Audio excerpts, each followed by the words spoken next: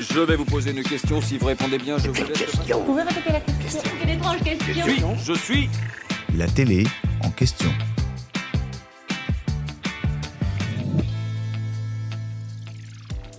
C'est un quatuor que les téléspectateurs connaissent bien désormais.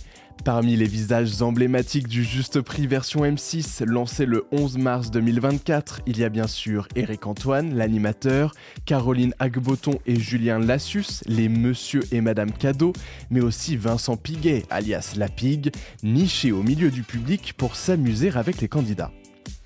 Il improvise le plus possible pour y apporter une touche d'humour, mais surtout, il présente les cadeaux et les articles à estimer.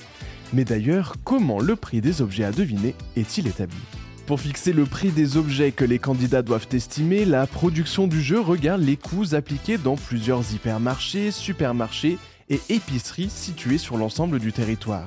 La moyenne ensuite établie donne donc le prix final qui sera affiché dans l'émission.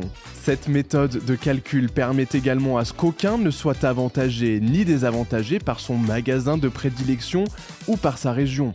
On sait par exemple que le montant d'un panier moyen est inférieur dans les régions de la façade ouest, comme en Bretagne ou dans les Pays de la Loire. Par contre, si vous voulez payer bonbons, rendez-vous en Île-de-France ou dans le sud, en Provence-Alpes-Côte d'Azur, où l'on dépense le plus. Avant de devoir estimer le montant des biens, encore faut-il réussir à se présenter face à Éric Antoine sur le plateau. Vous l'aurez remarqué, toutes les personnes présentes dans les gradins du jeu quotidien portent une étiquette nominative.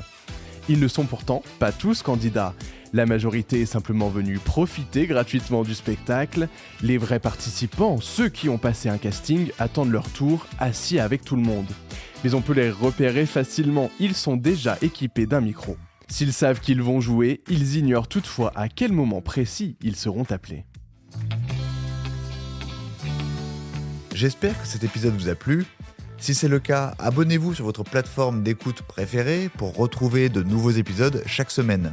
Et si vous en voulez plus, découvrez aussi le ciné en question et les séries en question sur les plateformes d'écoute et téléloisirs.fr. À bientôt.